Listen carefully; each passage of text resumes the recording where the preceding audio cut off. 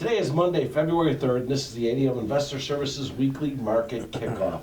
Please note that the views and opinions expressed here today are solely those of our guests and should not be construed as the views or opinions of ADM Investor Services or ADM.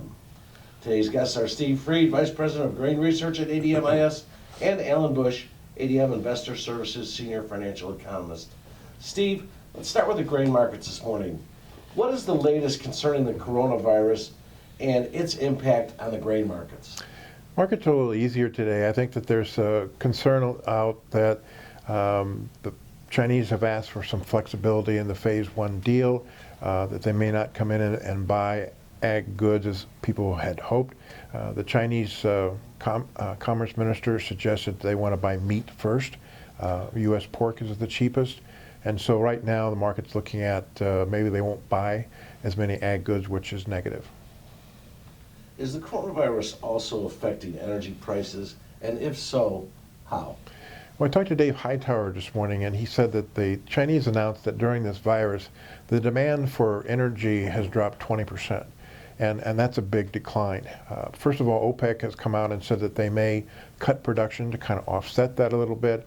But also, we're thinking that at $50 a barrel, we've lost $10 during this virus thing, and that we're close to a bottom, which is seasonally a bottom, and that maybe we'll start building some support here as the virus hopefully is under control. Steve, the main headline item over the past several months for the grain markets has of course been the trade deal. What is the latest concerning the trade deal, U.S. exports, and the impact on grains? On February 11th, the USDA said they're going to go in and they're going to try to make some adjustments based on the phase one deal. The problem is we don't think that the U.S. trade representatives have told them actually what China has agreed to. But right now we could see a 25 million bushel drop in U.S. Soybean carryout, a 100 million bushel drop in the corn carryout if they take ethanol, and then maybe a 65 million bushel drop in the wheat carryout if they take wheat exports. So you've got our fingers crossed that February 11th we could see a little bit of friendly news. Long term, we still have too big of global crops and not enough demand, and 2020 carryouts are going to go up. Finally, Steve, there's been some elevated volatility in the livestock markets. Do you have an outlook for the livestock? In talking to our livestock analyst, he feels that, first of all, we have too much pork. And we've built up the supplies waiting for China to come in and buy. So definitely it would be a positive at these price levels if China comes in and buys pork. The cattle market has gotten good demand, but we're starting to see a little bit pickup in supply. So it'll be very important for the cattle market that they also buy U.S. beef. So if the number one thing that China buys right now is meats, it should help the livestock futures market.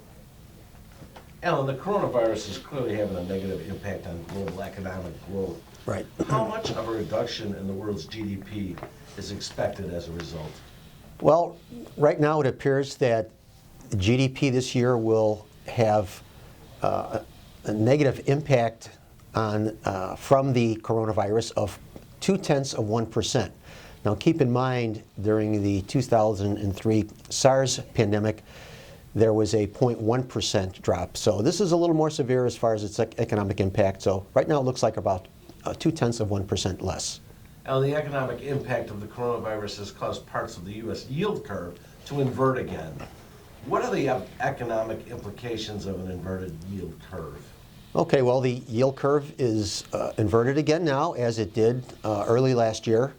And what happened was the Fed came in, cut rates, the yield curve turned normal again, and I think that is what will happen again this time. Central banks will be easing credit, including the Fed.